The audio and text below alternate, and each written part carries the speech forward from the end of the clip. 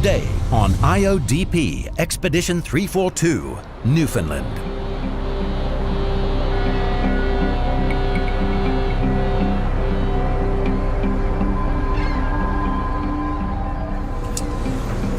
We did it.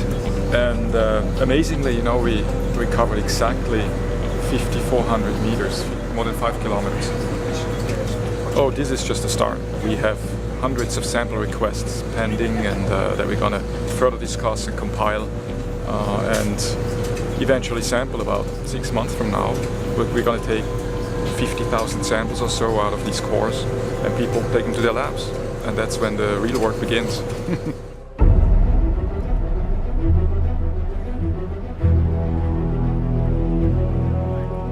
We're in one of 3 places where we have a huge library of deep sea sediments.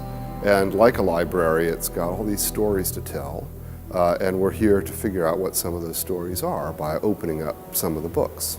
And the books consist of these sediment cores that are stored in an enormous refrigerator, and we're hauling out those cores one by one to see the whole history of the Earth from 120 million years ago up to nearly the present day.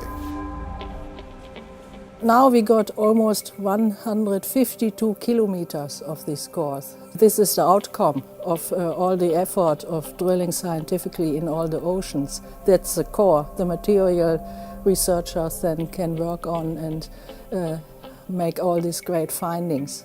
So it's a great treasure, this core repository. Well, that's exactly what they are, and we basically contributed a new bounty, which is from our particular project, and they curate the cores, they keep them for the undetermined amount of time so that people, scientists can go back and take samples for further research.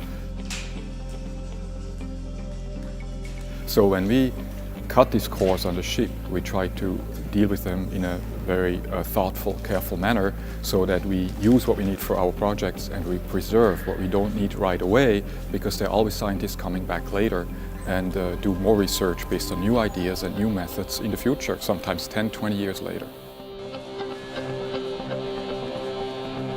A sampling party is the unique occasion where all the scientists involved in one expedition come to our repository to meet and then jointly sample all the cores of this expedition for their post-cruise studies.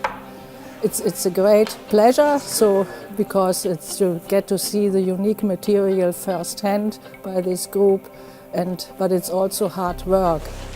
Well, it doesn't look like gold, but it is. So on the ship, we were all engaged in this sort of massive effort to try to describe, all the material that the drillers were bringing up. But we didn't have any time to actually collect the samples that we need to do more detailed kinds of analyses. So we're here to basically slice up the core with knives and putty knives and hammers and chisels. It's very sort of physical kind of work. I've got lots of little wounds on my fingers from cutting up the core. I've missed you for 7 months. I miss you too. Good. Yeah. Well, it's also really great to bring together all of the scientists who will be working on this material for the next couple of years. So in a way, it's kind of like a reunion from all the people who were on the ship. And then there's actually been some new faces too, people who didn't sail with us, but who nonetheless are going to do kinds of research from the kinds of cores that we collected at sea.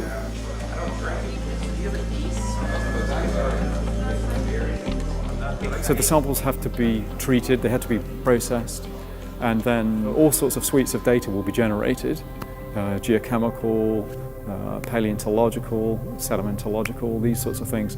And gradually we build together the large data sets that are needed to tackle the hypotheses, the questions that we pose scientifically.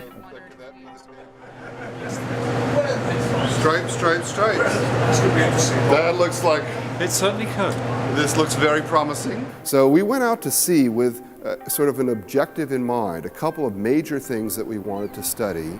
We wanted to study the glaciation of the northern hemisphere. We wanted to get records from a time when the world is much warmer than it is today, as sort of a way of seeing what a future warm world might have actually looked like in the geologic past. And we also wanted a record of the evolution of life on the planet. You go from a factory sort of mode back into a more kind of iterative mode and testing all of our competing hypotheses to destruction.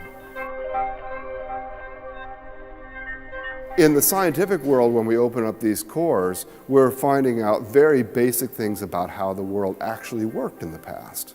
And in some cases, it's something where we say, oh, ho-hum, we kind of already knew that that was going on. And in other cases, it's like, wow, you know, we had no idea that Greenland got big ice sheets on it, 34 million years ago. There it is in our sediment record, showing very clearly that that happened. And so there are very fundamental discoveries to be had by opening up those cores. I think that coming here this week reminds one of why you got into this in the first place. Being in a room surrounded by 40 smart people who are interested in the same problems that you are interested in is an enormous kick. And I said this once before on the ship.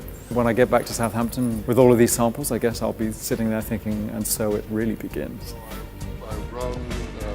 The bulk of the research will start as soon as these samples arrive at the investigators' laboratories, and they get busy right away, and they will work on these samples for the next couple of years. We will gain answers, okay? We will answer our core questions, but then we will discover that there are other things which we hadn't thought about that are equally interesting and that will lead us off into new directions. And I think that's one of the really great things about having a core repository. It's a little different than a regular library. A library has books and there's knowledge printed in the books. A core repository has these sedimentary records of what the world used to look like, and there's so many undiscovered stories in those sediments. That's what makes it so much fun.